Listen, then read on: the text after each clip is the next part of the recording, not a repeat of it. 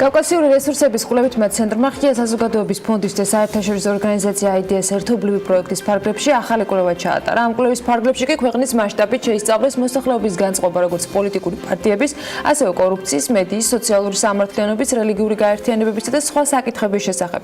ერთ-ერთი ნაწილი ჯანდაცვის შესახებ მოსახლეობის განწყობებს უკავშირდებოდა. რაც ამბობს მოსახლეობა ჯანდაცვის სისტემაზე, სწორედ ამ თემით ვაგრძელებთ საუბარს უკვე სტუდიაში. შემოგვიერთდა თათია ჩაფიჩაძე და ასევე ჩვენთან ერთად არის ჯანდაცვის მინისტრის მოადგილე თამარ გაბუნია. მოგესალმებით, მადლობა რომ ხართ ჩვენთან და თათია, მოდით ჯერ კვლევას ჩავხედოთ, რა მონაცემები გვაქვს ამ კვლევის მიხედვით ამ მართლობით. მივაწოდებთ მაყურებელს ამ ინფორმაციას. მოკლედ საქართველოს მოსახლეობის 18.4% ჯანდაცვის სისტემის სრულად უკმაყოფილოა, 9% კი ძალიან კმაყოფილი. გამოკითხულთა 20.4% ამბობს, რომ უფრო უკმაყოფილოა ვიდრე კმაყოფილი, ხოლო უფრო კმაყოფილი ვიდრე უკმაყოფილო 40.6%-ია. უარი პასუხზე არის 0.2%, არ ვიცი 10.9. ასე გამოიყურება ახალი სოციალური კვლევის შედეგები, რომლის ფარგლებშიც საქართველოს ტერიტორიაზე 1786 რესპონდენტი გამოკითხეს. ამ ნაწილის მიხედვით ასევე ირკვევა, რომ საქართველოს მოსახლეობის 72% საყოველთაო დაზღვევით სარგებლობს, 11%-ს კი კერძო დაზღვევა აქვს. შეკითხვაზე საშუალო თვეში რამდენს ხარჯავს თქვენი ოჯახი მედიკამენტებზე, პასუხები ასეთია: 50 ლარამდე 34%, 51 ლარიდან 100 ლარამდე 26, 101-დან 200-მდე 21%, 201 ლარიდან 300 ლარამდე 8%, ხოლო 300 ლარზე მეც 6%. აღსანიშნავია, რომ ეს არის დიდი ანგარიშის მცირე ნაწილი და ნამონარიდი, რაც შეეხება საქართველოში დემოკრატიული მდგომარეობის შესახებ მომზადებულ ანგარიშს. ის მზად გაზაფხულისთვის იქნება, იქამდე კი ჯანდაცვის თემით უკვე ჯანდაცვის მინისტრის მოადგილესთან თამარ გაბუნიასთან ერთად ვაგრძელებთ საუბარს. მოგესალმებით, მადლობა რომ ხართ ჩვენი დღევანდელი დილის სტუმარი. პირველ რიგში ამ კვლევის მიმოხილვით დავიწყოთ თქვენთანაც საუბარი. თქვენ როგორ აფასებთ იმ ფონზე, როდესაც განუხრელად იზრდება ჯანდაცვის ბიუჯეტი და წელს უკვე ბიუჯეტის 30%-ზე მეტია. როგორ ფიქრობთ, რატომ არის შედეგი, როცა თითქმის მეხუთედი ფიქრობს, რომ სრულად უკმაყოფილოა სისტემით? ძალიან დიდი მადლობა პირველ რიგში, რომ მომიწვევთ დილამშვიდობის. უდავოდ მნიშვნელოვანია ამ კვლევის შედეგების გაზიარება, როგორც ბრძანეთ, 5 ადამიანიდან 1 ადამიანი სრულად უკმაყოფილოა სამედიცინო მომსახურებით. აქ ერთი რამ მინდა დავაფიქსირო, პაციენტის კმაყოფილება არის ძალიან კომპლექსური განზომილება და აქ ერთ ფაქტორთან მისი დაკავშირება რთულია. ჯანდაცვაში შეიძლება ძალიან დიდი დანახარჯი მიდიოდეს, ამერიკის მთავრობა $10,000-ზე მეც ხარჯავს ერთ სულზე, თუმცა რომ ნახოთ პაციენტის უკმაყოფილების მაჩვენებელი, ნახავთ რომ საკმაოდ მაღალია და ის აისახება იმ საჩივრებში, რომელიც უკვე განიხილება ძალიან ბევრი შესაბამისი ორგანოს მიერ, არ მხოლოდ ამერიკის შეერთებულ შტატებში, არამედ ბევრ სხვა ქვეყანაში. ეხლა ჩვენ შემთხვევაშიც, რა თქმა უნდა, ერთ-ერთი ფაქტორი არის ის, რამდენად ხელმისაწვდომია სამედიცინო სერვისი პაციენტისთვის და რამდენად იოლად ხელმისაწვდომია. უშუალოდ კმაყოფილების მაჩვენებელზე ძალიან მკაფიოდ აისახება სიმარტივე ხელმისაწვდომობის და დროულობა. რამდენად მარტივად და დროულად შეუძლია ადამიანს მიიღოს ის სერვისი, რომელიც თვლის, რომ მას სჭირდება და უნდა მიიღოს. ამ შემთხვევაში ჩვენ პირობებში საყოველთაო ხელმისაწვდომობის პროგრამა ფართოდ ფარავს ძალიან ბევრ პრობლემას, რომელიც წესით მარტივად უნდა იყოს მიღწევადი, ანუ სერვისი ამ პრობლემების მართვისთვის მარტივად უნდა იყოს მიღწევადი. თუმცა ხშირ შემთხვევაში არის ის, რომ ინფორმირებულობის ხარისხი არ არის სათანადო, რაც არის ერთ-ერთი ფაქტორი, რომელიც ასევე ამცირებს პაციენტის კმაყოფილებას. თუ პაციენტი არ არის სათანადოდ ინფორმირებული სერვისის შესახებ და არ აქვს მოლოდინი იმისი, თუ რას ნიშნავს კარგი მომსახურება ამ შემთხვევაში. რა თქმა უნდა, ის ეყრდნობა თავის მოლოდინს და საკუთარ წარმოდგენას იმის შესახებ, რომ რა ტიპის სერვისი უნდა მიიღოს და ეს ბუნებრივია აისახება მის კმაყოფილებაზე. თქვენ თუ გაქვთ თქვენი კვლევა ან მოკითხვა რაღაცა ფორმით თქვათ ანკეტა, რომლის მიხედვითაც გექნებოდათ ინფორმაცია ამ კვლევის მიღმა, უშუალოდ ბევრი მიზეზი შეიძლება არსებობდეს უკმაყოფილების, ეს იქნება სერვისი, ხარჯები და ბევრი სხვა ნაწილი, მაგრამ აი თქვენ რას უკავშირებთ უფრო მეტად შესაძლო უკმაყოფილებას, რომელიც ამ სერვისის მომხმარებლების მხრიდან არსებობს? გაქვთ თქვენ რაიმე ტიპის მსგავსი თქვათ კვლევა ან ინფორმაცია? რა თქმა უნდა, ქვეყანაში რეგულარულად ტარდება შინაარსი მეურნეობების კვლევა, რომელიც სტატისტიკის დეპარტამენტი, ჯანდაცვის სამინისტრო, ჯანმრთელობის მსოფლიო ორგანიზაცია, მსოფლიო ბანკი ერთობლივად ამ კვლევას ატარებენ და იქ არის სპეციალური მოდული, რომელიც შეეხება პაციენტის კმაყოფილებას ჯანდაცვის სერვისებით. ამ მოდულში მოცული თემები უკავშირდება ისევ და ისევ იმას, რამდენად იცოდა რა სერვისის მიღება ჭირდებოდა, რამდენად მარტივად მიიღო, ანუ ხელმისაწვდომი იყო თუ არა და აქ მნიშვნელოვანია 15-წუთიანი ხელმისაწვდომობა, ითვლება რომ თუ უფრო მეტი დრო ჭირდება ადამიანს, რომ სერვისის მიღებაზე დახარჯოს, უკვე ეს მის კმაყოფილებაზე ნეგატიურად ცხადი აისახება. ასევე არის ის თუ რამდენად სრულად მოხდა მისი საჭიროებების მოცვა და დაჭირდა თუ არა დამატებით კიდევ დანახარჯი გაეღო საკუთარი ხარჯები დაეხარჯა იმისთვის, რაც რა მომსახურებაც მიიღო. რა თქმა უნდა, ეს არის ძირითადი მომენტები, რაც აისახება პაციენტის კმაყოფილებაზე და ამას ვზომავთ სისტემატურად და ტენდენცია არის პოზიტიური, გამომდინარე იქიდან, რომ დღეს უფრო მეტ ადამიანს შეუძლია მარტივად მიიღოს ეს სერვისი, ვიდრე დავუშვათ საყოველთაო პროგრამის ამოქმედებამდე ამის შესაძლებლობა იყო. თუ შევადარებთ მაგალითად 2011 წლამდე პერიოდს და მას შემდეგ რაც იზრდება ჯანდაცვის ბიუჯეტი, არსებობს საყოველთაო დაზღვევა და ასე შემდეგ. გარდა იმისა, რომ თქვა შეიძლება მოქალაქეებს არ ქონდეს სრულყოფილი ინფორმაცია, რაც ხდება, თუ შეგვიძლია რიცხვებში თქვა, თუ შემცირდა კონკრეტულად თქვა ავადობის მაჩვენებელი, აი პირიქით მზარდია ჩემი ინფორმაციით და არა მხოლოდ ინფორმაციის პრობლემა მოსახლეობაში, ალბათ გამომდინარეობს იქიდან, რომ ვერ იღებენ სრულყოფილ სერვისებს, ვერ იღებენ იმ ხარისხის მომსახურებას, რაც უნდა და მივდივართ იქამდე, რომ არ არის იმ ხარისხის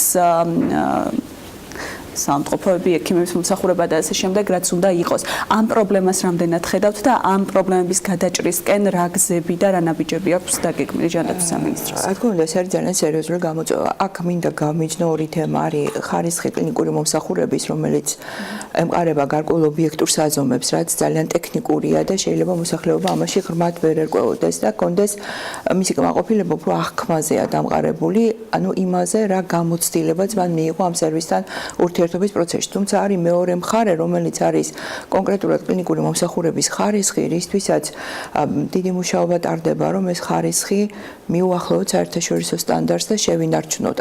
აქ მთავარი გახლავთ ის, რომ იყოს გარკვეული რეკომენდაციები, რომელიც იქნება შესასრულებლად, ესე ვთქვათ, ძალიან მნიშვნელოვანი სამედიცინო პროფესიონალებისთვის და გაიდლაინებში ეს ყველაფერი ასახული. ამისი მექანიზმი არის ის, რომ დაფინანსების მოდელი უნდა იყოს მეტად შედეგებზე ორიენტირებული, ამაზე მუშაობთ ჯერჯერობით ესეთი შედეგებზე ორიენტირებული დაფინანსება და ის, რომ დაფინანსება უკავშირდებოდეს ხარისხობრივ ელემენტებს, არის მხოლოდ დედათა და ბავშვთა სერვისების ნაწილში. რეგიონალიზაციის პროექტის ფარგლებში მეორე წელია, რაც ეს ინიციატივა ხორციელდება.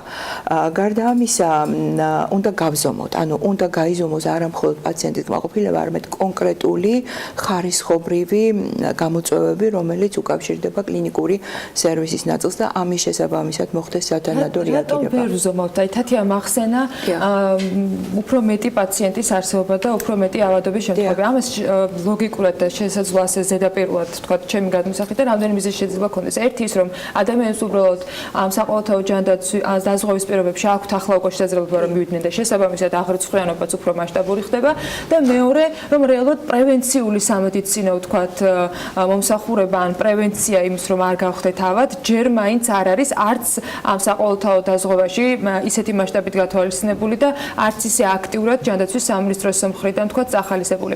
აი ამ რამდენიმე კომპონენტთან დაკავშირებით თუ შეგიძლიათ რომ ჯერ ჩემი ხედვა ის ვთქვათ სისტორე დამიდასტუროთ ან ჩემი აღქმა რამდენად სწორი არის და მეორეს მხრივ სამინისტროს ხედვა რამდენად ითვალისწინებს რომ თუ კი ეს პრობლემები არსებობს რეალურად და ეს არის მიზეზი იმის რომ რაღაც შემთხვევებში ჩვენ გვიდგას უკვე შემდეგ კრიზისულ მომენტში გადაწყვეტის საჭიროება რომ ამ კრიზისებამდე არ მივიდეთ და იყოს პრევენციულად სექსტატის მონაცემებს რომლის მიხედვითაც მაგალითად 2017 წელს სისხლის მიმოქცევის სისტემის ავადმყოფობები იყო 19847 მეორე იყო სიმსივნეები და მეორე სასუნთქის სისტემის ავადმყოფობები.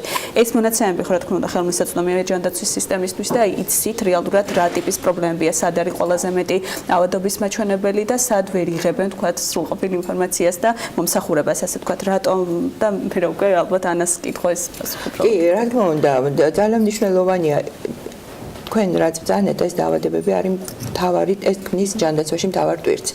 აქ როდესაც გაზომვაზეა საუბარი, რა თქმა უნდა, ჩვენთვის ძალიან კარგად არის ცნობილი ის ტვირთის სიმძიმე, რომელიც ამ კონკრეტულ სტატისტიკურ მაჩვენებლებს უკავშირდება, თუმცა ჩვენ როცა პაციენტის კმაყოფილებაზე და ხარისხზე ვლაპარაკობთ, ეს სხვა საზომია, რომელიც არის უკვე კონკრეტულად თვისობრივი საზომი, ანუ რამდენად თუნდაც პრევენციულია ჩვენი სერვისი.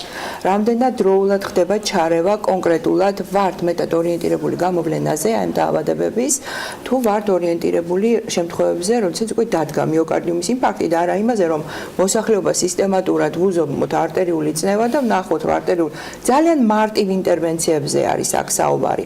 ანუ პრევენციული სერვისი, რა თქმა უნდა, ცალსახად უნდა გაძლიერდეს და ეს არის მთავარი პრიორიტეტი, რომელიც პირდაპირ უკავშირდება პირველადი ჯანდაცვის სისტემის გაძლიერებას და რაზედაც ძალიან სერიოზული მუშაობა მიმდინარეობს როგორც სოფლის დონეზე, ასევე ამბულატორიის დონეზე. აქ რეალური შედეგები როდისთვის გვექნება ამ კუთხით მუშაობა მიმდინარეობს. კი, მუშაობა მესმის, რა თქმა უნდა, ხა აქაც იგივეს ვამბობ, უნდა გამოჩნდეს საზომი. ხა აქ რაზე ვლაპარაკობთ, იცით? პრევენციული სერვისი არის თამბაქოს მოწევაზე პაციენტის შეკითხვა უნდა დაუსვათ ყველა შემთხვევაში ადამიანს ეწევა თუ არა თამბაქოს და მე იმას უნდა მიეცა შესაბამისი რჩევა ყველა ჯერზე პირველადი ჯანდაცვის დონეზე. შეიძლება დღესაც ხდება ეს და დარწმუნებული ვარ, რომ დიდი ალბათობით ხდება, თუმცა აი ეს მონაცემები საქმიანობის შესახებ ეს მყარი არ გვაქვს. კონკრეტულად აი ამ კონკრეტულ მომენტში მიმდინარეობს მუშაობა ელექტრონული მოდულების მომზადებას, რომელიც გაამარტივებს ჩვენთვის ხელმისაწვდომობას და როგორც კი გამოჩნდება ეს მეტად მკაფიოდ სად გვაქვს პრობლემები ამ მიმართულებით, იქ შეიძლება უფრო კონკრეტული რეაგირება. თუმცა ისევ რომ დაუბრუნდეთ პაციენტის კმაყოფილებას, პრევენციული სერვისით პაციენტის კმაყოფილების მიღწევა ცოტა რთულია. პაციენტი აღიქვამს მის საჭიროებას მწვავე ეპიზოდის შემთხვევაში. ამდენად ძალიან მნიშვნელოვანია ისიც, რომ ჩვენ მზად ვიყოთ ამ მწვავერების ეპიზოდზე რეაგირებისთვის, ადამიანს არ მოხდეს დიდხანს ლოდინი. ეს ორი არ გამორიცხავს ერთმანეთს. არა, რა თქმა უნდა. თუმცა ესეც სამუშაოა იმისთვის, რომ ჩვენ ყველამ გავაცნობიეროთ ამ პრევენციული სერვისის მნიშვნელობა და არ ჩაითვალოს დაკარგულ დროით ექიმის მიერ გაწეული კონსულტაცია, როცა ადამიანი მივიდა დავუშვათ გრიპის ეპიზოდისთვის პირველ ჯანდაცვის ექიმთან და ამასობაში ექიმი მას თხოვს, რომ იქნებდა მეტი უთხრას მის ქცევით ჩვევებზე, ეს არ გახდეს პაციენტის უკმაყოფილების მიზეზი და დროის დაკარგვად არ უნდა ჩაითვალოს. აი ამ ორივე მიმართულებით უნდა ვიმუშაოთ როგორც საზოგადოებაში პრევენციული სერვისის ნიშნულების გააქტიურებაზე, ასევე იმაზე, რომ თვითონ ჯანდაცვის სისტემა გახდეს მეტად პრევენციაზე ორიენტირებული. დრო დიდი ჭირდება პირველადი ჯანდაცვის გაძლიერებას. მე პირადად 20 წელია, რაც პირველადი ჯანდაცვის რეფორმაში ვარ ჩართული პირადად სხვადასხვა პერსპექტივებიდან. მართალი გითხრათ, რომ არ დაგიმალოთ, არ მეგონა, რომ 99 წელს როცა ეს რეფორმა პირველად დაიწყო, დღეს 2019 წელს ვართ და კიდევ გვექნებოდა საუბარი იმაზე, რომ პრევენციული სერვისი უნდა იყოს მეტად აქტიური, მაგრამ ნუ ალბათ დადგება იმის დროც, როდესაც ჩვენ მოვახერხებთ ამ მწვავე საჭიროებების. მაინც პირველი მოდის მწვავე საჭიროება. რაც არ უნდა ვთქვათ, რომ პრევენცია არის მნიშვნელოვანი, ხარშტეფექტური და ასე შემდეგ, მაინც მწვავე საჭიროებები თუ არ მოვაგვარეთ და ეხლა მე ვფიქრობ დადგა უკვე ის, რომ როცა რეალისტურად შეგვიძლია მეტად გადავეწყოთ, ანუ შევცვალოთ პრევენციისკენ მიმართულება. კი ბატონო, დედათა და ჩულბავშვთა სიკვდილიანობა ახსენეთ და რეგიონალიზაციის გეგმა, რომელიც უკვე მეორე წელია მიმდინარეობს, ბოლო შედეგები არ მოგვიკითხავს ჯანდაცვის სამინისტროში და ვისარგებლებ შემთხვევით, რა მდგომარეობაა, რამდენად გაუმჯობესებულია ეს მაჩვენებელი რიცხვებში, თუ გაქვთ უკვე რაღაც კონკრეტული შედეგები, თუ შევადარებთ წინა წლების პერიოდს, რა დადებითი ტენდენცია იკვეთება?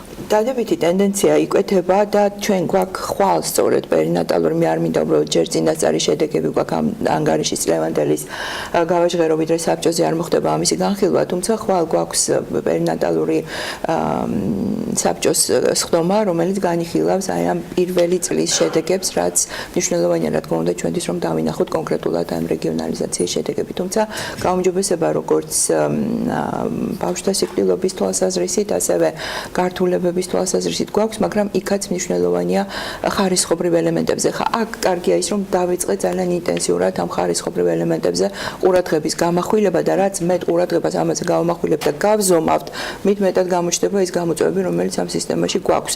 ანუ ის რომ რაღაცა არ იზომებოდა გუშინ, არნიშნავს, რომ ეს პრობლემა დღეს გაჩნდა. უბრალოდ დღეს დავიწყეთ ამის გაზომვა და ამის შესაბამის რეაგირებასაც, რა თქმა უნდა, სამინისტრო გააკეთებს. კი ბატონო, მადლობა დიდი ხვალინდელ შედეგებსაც აუცილებლად ველოდებით და გავაშუქებთ სიამოვნებით.